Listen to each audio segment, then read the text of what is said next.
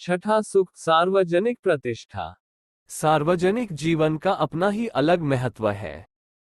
जब तक व्यक्ति में प्रामाणिकता, ईमानदारी, सच्चाई, सत्यनिष्ठा आदि गुण नहीं होंगे तब तक वह आदर्श नागरिक नहीं बन सकता। अधिकारों की मांग करना मौलिक अधिकार है, किंतु नागरिक कर्तव्यों का पालन करना भी उतना ही आवश्यक है। आज सार्वजनिक जीवन में शिक्षा, स्वास्थ्य, सामाजिक सौष्ठव एवं पारस्परिक सद्भाव के स्थान पर नागरिकों का रुझान राजनीति, चुनाव आदि में अधिक होने से व्यक्तिगत स्वार्थपूर्ति पर लक्ष्य अधिक रहता है। जीवन की मूलभूत आवश्यकताओं को पूरा करने वाले लोग उतने भ्रष्टाचारी नहीं हैं जितने वे लोग हैं जो सुख सुविधाओं को भोगने के लिए भ्रष्टाचार में लिप्त हैं। यदि हम प्रशासनिक पद पर हैं तो हमें पूरी ईमानदारी से अपने कर्तव्यों के प्रति सचेत रहना चाहिए। हमें अपने अधिकारों की पूरी जानकारी रहनी चाहिए तथा उनको प्राप्त करने के लिए सदैव जागरूक एवं संघर्षशील रहना है।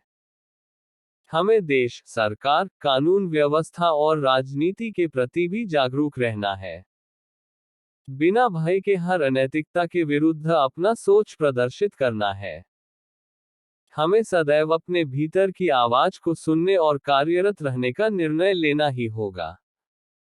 तभी हम सार्वजनिक जीवन को चमका सकेंगे। समाज हमारे जीवन का वह स्तंभ है जो हमें स्थायित्व प्रदान करता है। समाज के अभाव में हम एक कदम भी आगे नहीं बढ़ सकते हैं, चाहे हम किसी भी समाज से हों।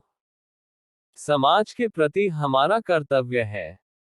हमें सामाजिक कल्याण के लिए, समाज के विकास के लिए आगे आना ही होगा।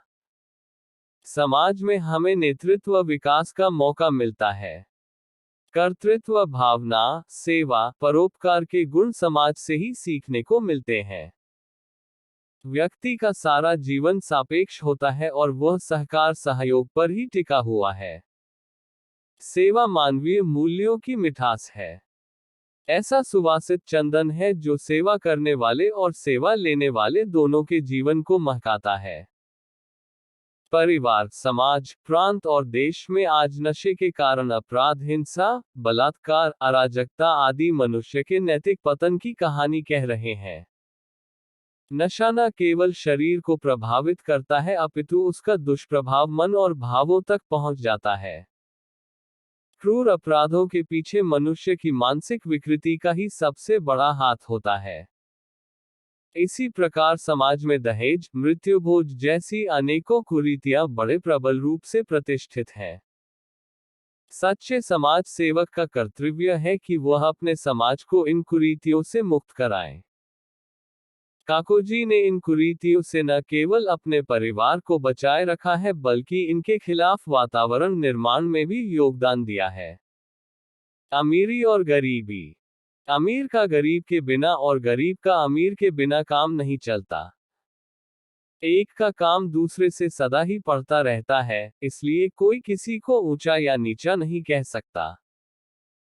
परंतु जब ये दोनों अपनी समानता को भूल जाते हैं और जब उन्हें इस बात का होश नहीं रहता कि ईश्वर ही उन्हें ज्ञान देने वाला है, तब विपरीत परिणाम होता है। धन नदी के प्रवाह के समान है।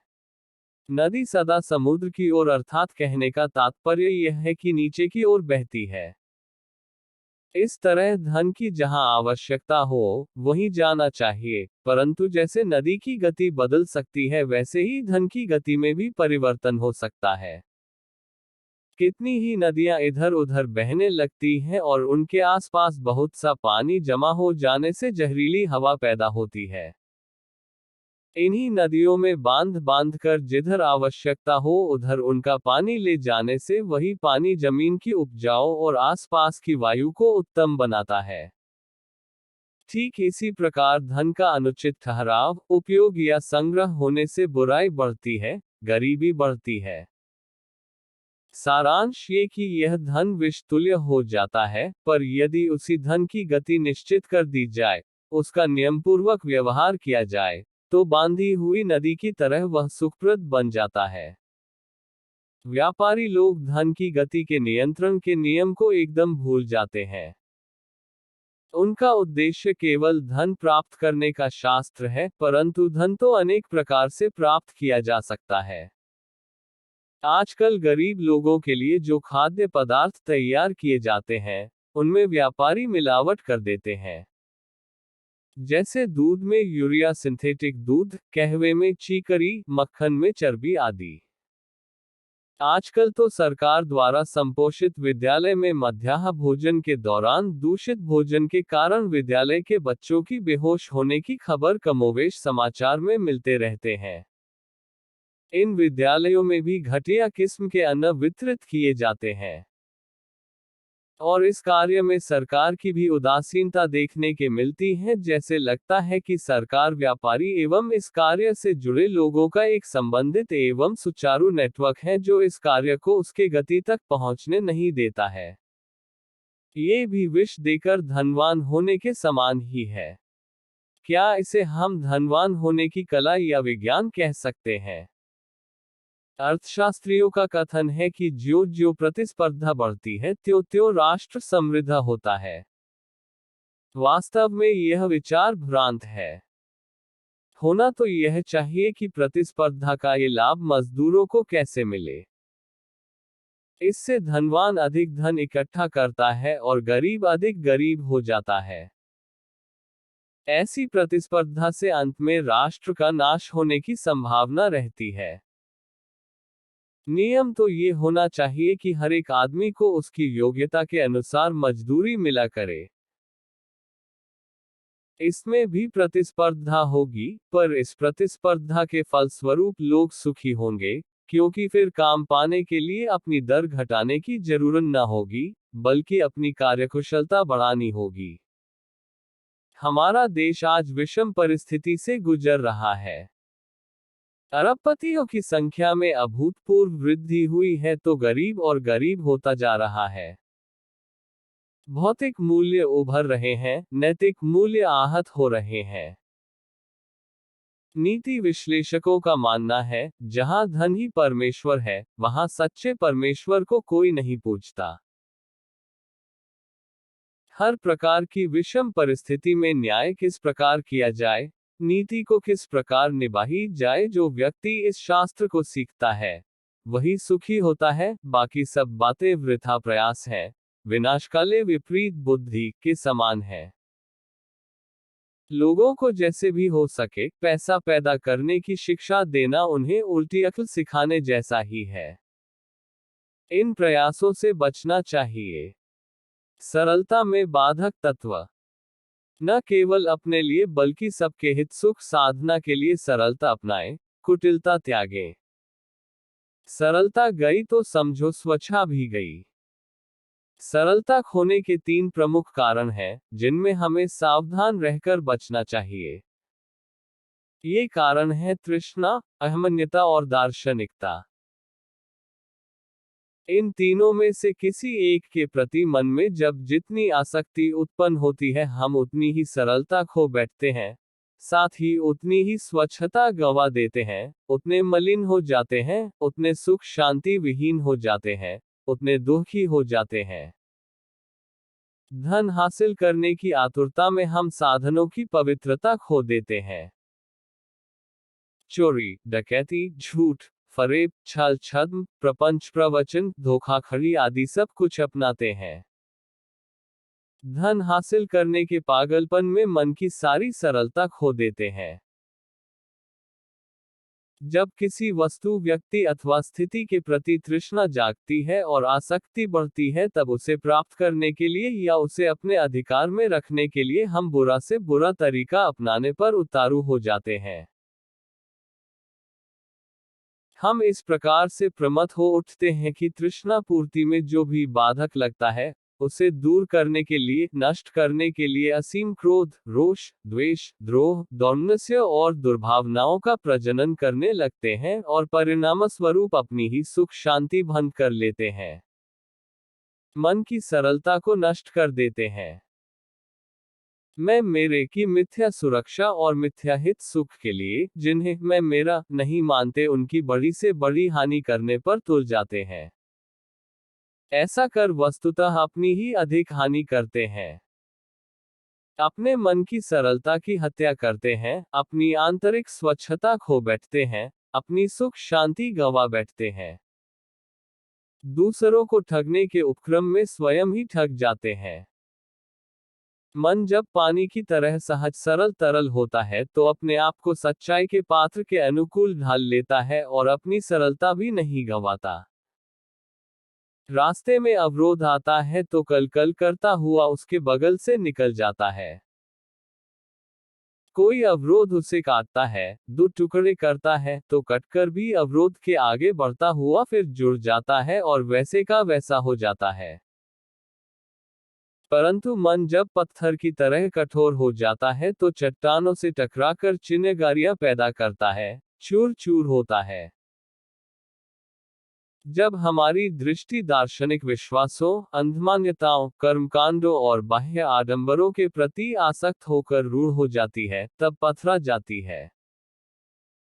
पथराई हुई दृष्टि निर्जीव हो जाती है, हमें अंधा बनाती है और हमारे कल्याण का रास्ता बंद करती है। दास्ता में जकड़े रहने के कारण हम सत्य को अपने चश्मे से ही देखना चाहते हैं, उसे तोड़ मरोड़ कर अपनी मान्यता के अनुकूल बनाना चाहते हैं। उस पर अपना रंग रोगन लगाकर उसकी सहज स्वाभाविकता, सहज सौंदर्य नष्ट करते हैं। इस दुष्प्रभाव में अपने मन की सरलता कष्ट करते हैं, उसे कुटिलता से भरते हैं। सरलता ही चित्त की विशुद्धि है, कुटिलता मलिनता है। मलिनता अनर्थकारिणी है, विशुद्धता सर्वार्थ साधिनी। कुटिलता सर्वहित नाशिनी है, सरलता सर्वहितकारिणी। न केवल अपने बल्कि सबके हित सुख साधन के लिए सरलता अपनाएं, कुटिलता त्यागें। कुटिलता में महा अमंगल समाया है, सरलता में महामंगल। सत्य और अहिंसा की नीति। गांधी जी का मुख्य विचार सत्य और शुद्धि का था। साधन शुद्धि का प्रयोग बड़े पैमाने पर गांधी जी ने पहली बार किया। मानव इतिहास में वह एक नई चीज थी। इसी विचार को दृढ़ करके बाकी के सारे भेदों को हम गौण समझे तो कितना अच्छा होगा। हम देखते हैं कि सर्वत्र सद्गुणों का ही सम्मान सदा होता है।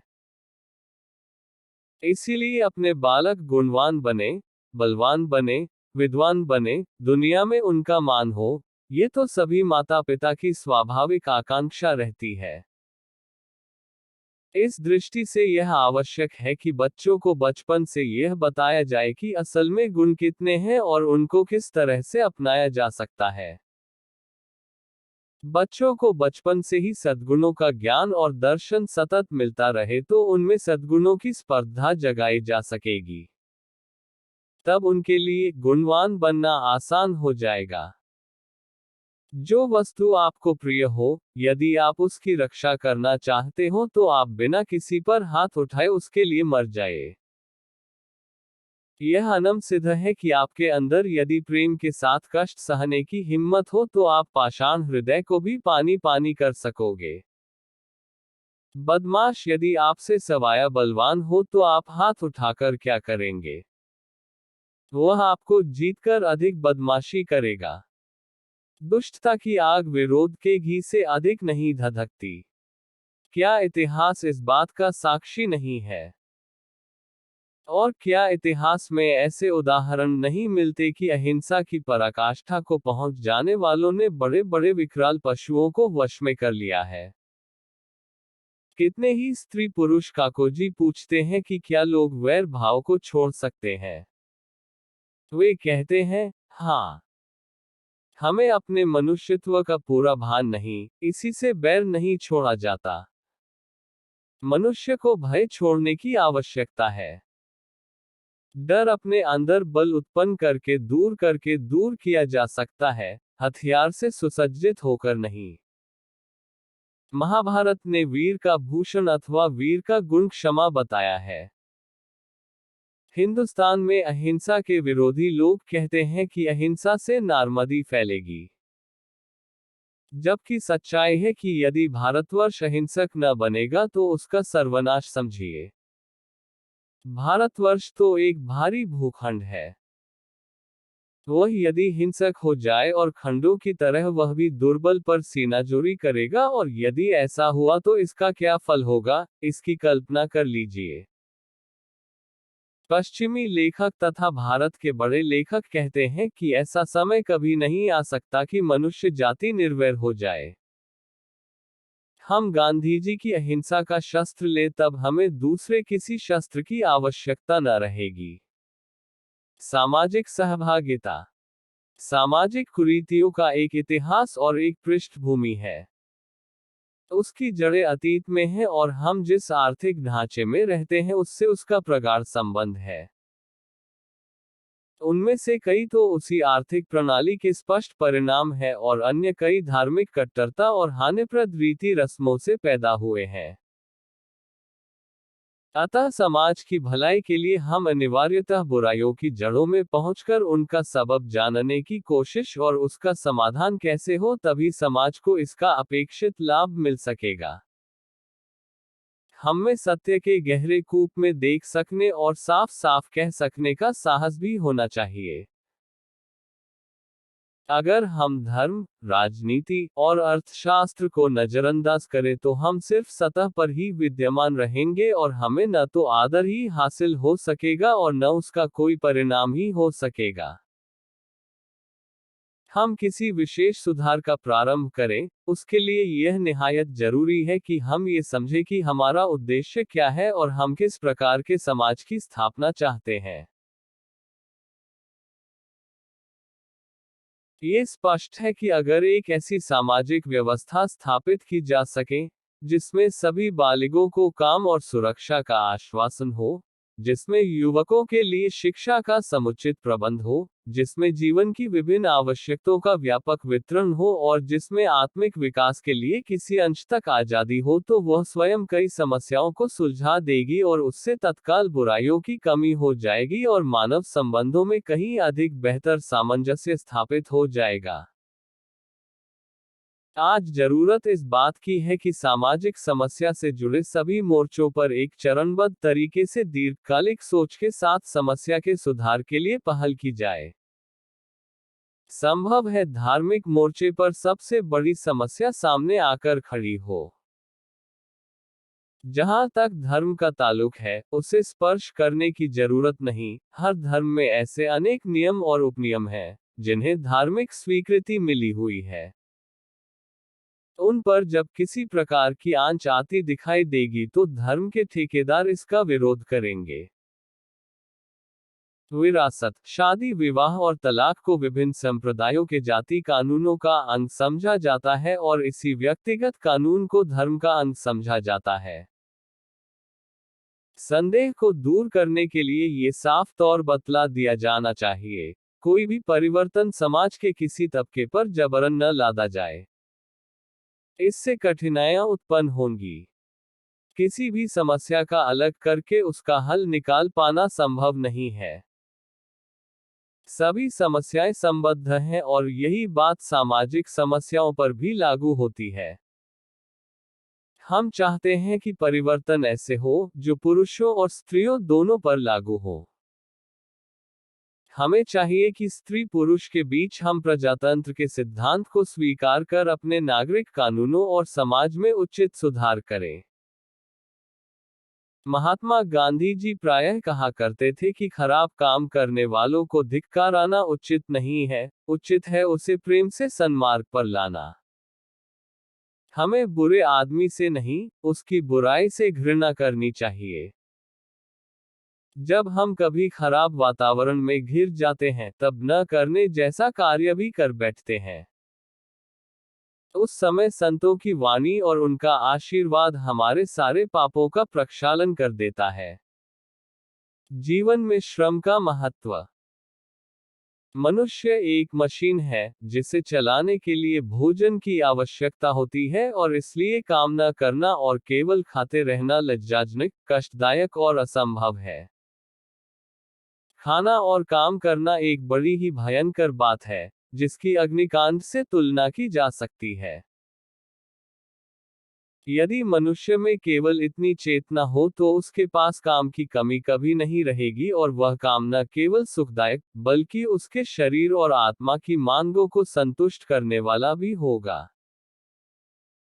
आवश्यकता काम ईजाद करने की नहीं है, आखिर हम वह सारा काम कर भी नहीं सकते जिसकी हमें और दूसरे व्यक्तियों को जरूरत है। आज आवश्यकता इस बात की है हम जीवन के इस दूषित दृष्टिकोण से छुटकारा पाएं कि हम अपने सुख के लिए खाते और सोते हैं। साथ ही साथ आवश्यकता इस बात की है कि जीवन का वह सरल तथा सच्चा दृष्टिकोण अपनाया जाए जिसे किसान वर्ग विकसित करते और कायम रखते हैं। सबसे अच्छी बात ये होगी कि दिनचर्या में इस प्रकार उलटफेर किया जाए कि मनुष्य की क्षमताएं कार्य में लगाई जा सके और इस प्रकार पुनः निर्माण किया जाए कि हमारे दिन के चारों प्रकार के कामों में लगे रहें, जैसे पहले में शारीरिक श्रम, दूसरे में मानसिक श्रम, तीसरे में शिल्प कार्य और चौथे में साथियों से मिलना जुलना। यदि हम अपने कार्यों को एक क्रमबद्ध व्यवस्था कर ले तो बहुत ही अच्छा हो, किंतु यदि ऐसा संभव न हुआ तो सबसे बड़ी आवश्यकता इस बात की है कि हम कार्य के प्रति चेतना का भाव बनाए रखें, अर्थात समय के प्रत्येक भाग का समुचित उपयोग करें।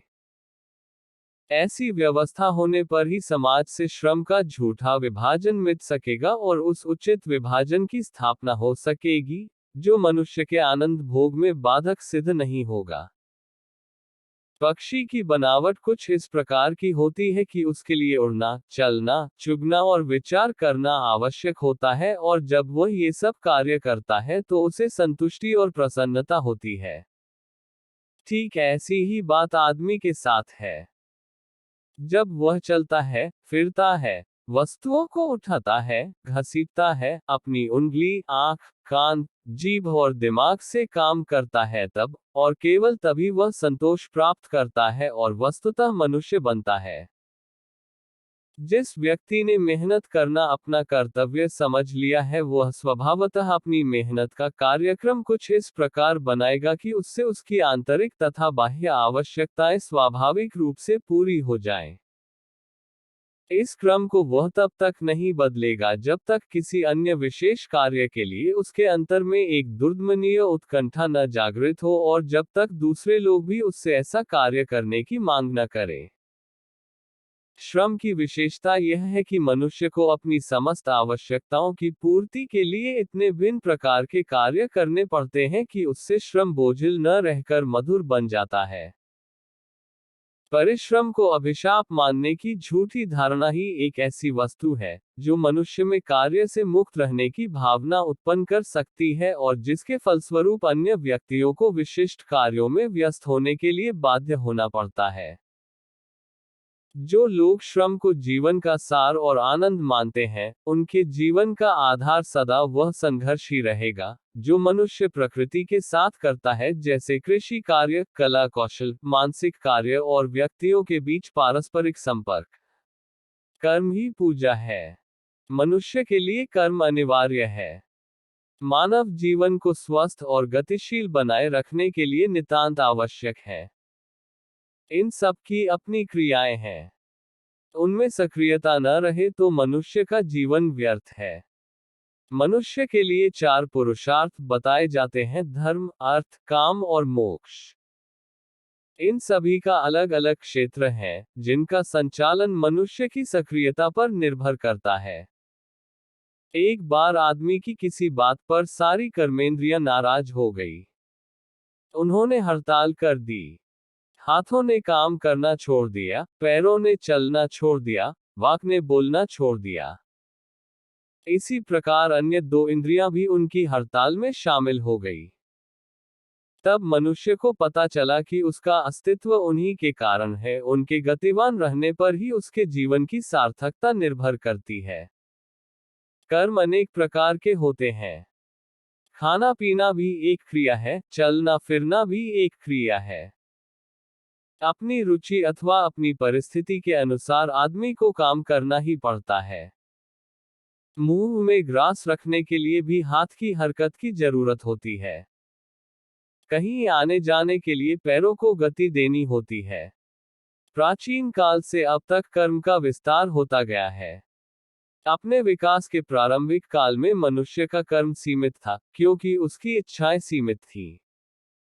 इच्छाएं जो जो बढ़ती गई, कर्म का फैलाव होता गया।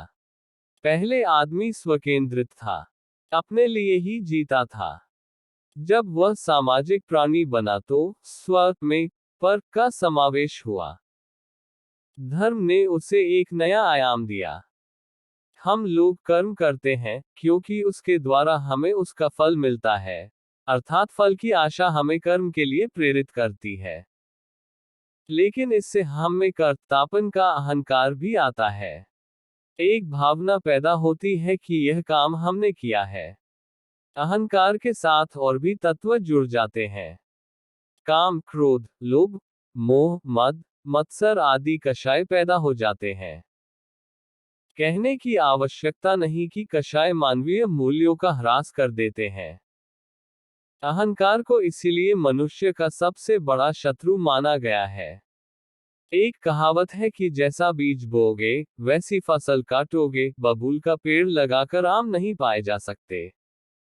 यही बात कर्म के साथ है।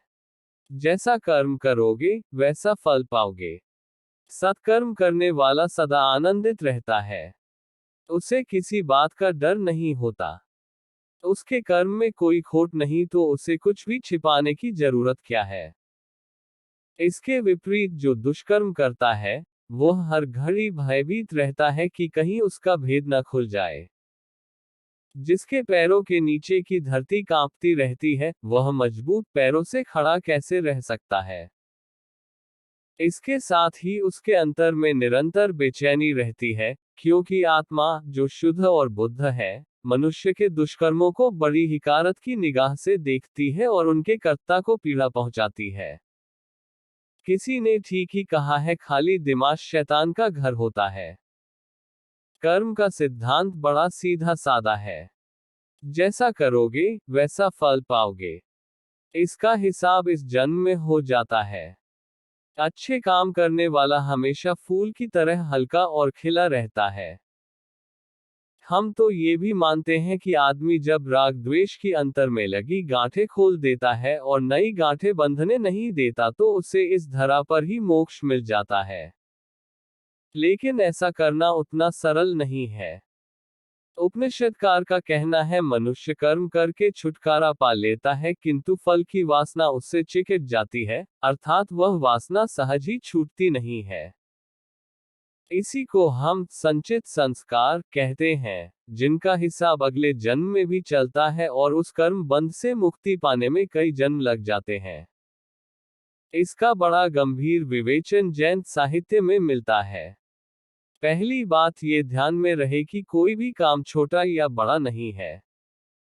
हर काम का अपना मूल्य है।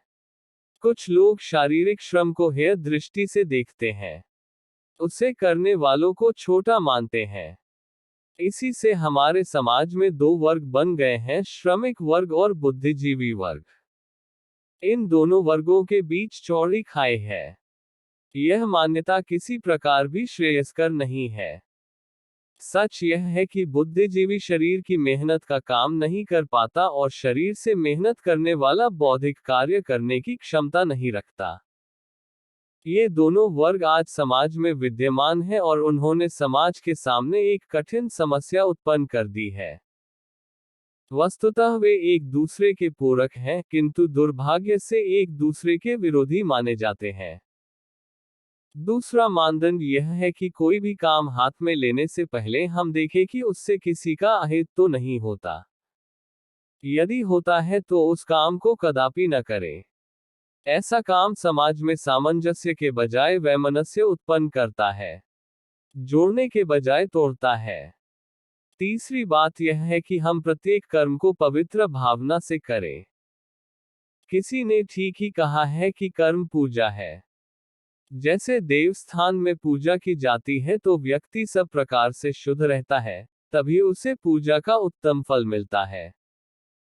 गांधी जी इस बात को योग कहा करते थे कि हमारा साध्य शुद्ध होना चाहिए, साथ ही हमारे साधन भी शुद्ध होने चाहिए।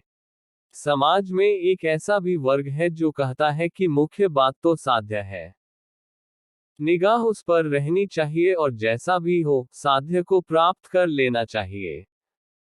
वे भूल जाते हैं कि असत्य से सत्य को नहीं पाया जा सकता। सत्य को पाने के लिए साधनों की शुद्धता भी अत्यंत आवश्यक है।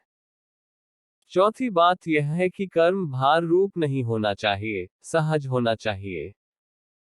सहज नहीं होगा तो उसका मन पर तनाव होगा, और तनाव से व्यक्ति की कार्य क्षमता पर प्रतिकूल प्रभाव पड़ता है। आदमी सांस लेता है, उसमें उसे अभ्यास नहीं करना पड़ता, अतः वह उससे थकता नहीं। यही बात कर्म पर लागू होती है। कर्म जितना सहज होगा उतना ही मनुष्य हल्का रहेगा और उसका जीवन सफर सुखद होगा। जिस प्रकार अहंकार मनुष्य का शत्रु है, उसी प्रकार प्रमाद भी आदमी का प्रबल शत्रु है। जो व्यक्ति आलसी बनकर बैठा रहता है, वह जीवन में कभी सफल नहीं हो सकता। सबसे मुख्य बात यह है कि व्यक्ति पूरी क्षमता और विवेकपूर्वक कर्म करे, लेकिन उसका फल ईश्वर पर छोड़ दे। ऐसे कर्म को निष्काम कर्म कहा गया है। अपने दैनिक जीवन में हम देखते हैं कि हमारे कर्म का अनुकूल परिणाम निकलता है तो हम खुशी से झूम उठते हैं। अनुकूल परिणाम नहीं निकलते तो निराशा में डूब जाते हैं। ये दोनों ही स्थितियां अच्छी नहीं है। हर्ष और विषाद दोनों ही राग द्वेष को जन्म देते हैं, जबकि मानव जीवन का उद्देश्य राग द्वेष से मुक्त होना है। अतः हम यही सोचकर कर्म करें कि कर्म करना हमारे हाथ में है, पर उसका फल ईश्वराधीन है। विश्वास रखें कि शुभ कर्म का फल शुभ ही रहेगा। सेवामयी व्यक्तित्व। स्वभाववश प्रत्येक मनुष्य कुछ न कुछ करता ही है। जगत का ये नियम होने पर भी जो मनुष्य हाथ पांव ढीले करके बैठा रहता है और मन में तरह तरह के मंसूबे पालता रहता है, आलसी होकर बैठे रहने वाले के शरीर का अंत में पतन हो जाता है। प्रयत्न में ही सफलता है। ये हमें सूक्ष्मता से जांचते रहना चाहिए कि प्रयत्न वास्तव में हो रहा है या नहीं। इसमें आत्मा को धोखा नहीं देना चाहिए और इतना ध्यान रखना तो सभी के लिए संभव है। स्वार्थ दृष्टि से होने वाला सेवा कार्य सेवा नहीं रह जाता। अतः अनासक्ति की बड़ी आवश्यकता है। अनासक्ति आने पर यूं ही हमारे हाथ में किसी को मारने को छुरी हो तो वह भी छूट जाती है, पर अनासक्ति का ढोंग करने से वह नहीं आती। वे छोटे छोटे उद्धरणों, संदेशों के माध्यम से लोगों को विभिन्न पहलुओं पर प्रेरक जानकारी देते एवं उनसे मिलने वाले लोग भी इसे ध्यान से सुनते। मनुष्य अपने में मौजूद स्वाभाविक गुणों के वश होकर काम तो करता ही रहेगा। जो मूर्ख होता है वही मानता है कि मैं करता हूं। श्वास लेना प्राकृतिक स्वभाव है। आंख पर किसी मक्खी आदि के बैठते ही तुरंत मनुष्य स्वभावतः पलकें हिलाता है। उस समय नहीं कहता कि मैं सांस लेता हूं, मैं पलकें हिलाता हूं। इसी प्रकार सब स्वाभाविक रीति के गुण के अनुसार क्यों न किए जाए। उनके लिए अहंकार क्या। ऐसा करते करते जब मनुष्य में से अहंकार वृत्ति का स्वार्थ का नाश हो जाता है तब उसके सारे कर्म स्वाभाविक और निर्दोष हो जाते हैं। वह व्यक्ति लोभ के जंजाल से छूट जाता है। कानों को ये सुनना मधुर लगता है, वह सुनना नहीं। नाक को गुलाब के फूल की सुगंध भाती है, मल वगैरह की दुर्गंध नहीं। इसलिए मनुष्य को इन राग द्वेष रूपी ठगों से बचना चाहिए और इन्हें मार भगाना चाहिए। आज ये किया, कल दूसरा काम हाथ में लिया, परसों तीसरा, यो भटकता न फिरे, बल्कि अपने हिस्से में जो सेवा आ जाए उसे ईश्वरीय प्रतीत समझ निःसंकोच भाव से सदा करने को तत्पर रहना चाहिए। जब ये भावना उत्पन्न होगी, ये ज्ञान उत्पन्न होगा तो हमारा अहम भाव चला जाएगा। मनुष्य का सबसे बड़ा शत्रु उसका क्रोध है। इनसे नित्य लड़ना है, जैसे मैल चढ़ने से दर्पण धुंधला हो जाता है या अग्नि के धुएं के कारण ठीक नहीं जल पाती है, उसी प्रकार काम क्रोध ज्ञानी के ज्ञान को प्रज्वलित नहीं होने देते, फीका कर देते हैं या दबा देते हैं। काम अग्नि के समान विकराल है और इंद्रिय, मन, बुद्धि सब पर अपना काबू करके मनुष्य को पछाड़ देता है। मनुष्य को स्वयं अपनी शक्ति का विश्वास नहीं रहती, मन वश में नहीं रहता या बुद्धि काम नहीं करती। अपनी स्वयं की शक्ति का विश्वास होते ही बाकी सब आसान हो जाता है। गीता सार से यह जान पड़ता है कि जीवन सेवा के लिए है, भोग के लिए नहीं है। अतः हमें अपने जीवन को सेवामयी बना डालना उचित है, पर इतना जान लेने भर से वैसा हो जाना संभव नहीं हो जाता। जानकर आचरण करने पथ पर चलने से हम उत्तरोत्तर बढ़ते जाएंगे। सच्ची सेवा क्या है, ये जानने के लिए इंद्रिय दमन आवश्यक है। इंद्रियों को, मन और बुद्धि को ठिकाने रखने वाले का काम क्रोध या उनकी असंख्य सेना कुछ नहीं कर सकती। स्वार्थ दृष्टि से होने वाला सेवा कार्य सेवा नहीं रह जाता। इतना जानने पर हमें इधर उधर के वाद विवादों में नहीं उलझना पड़ता।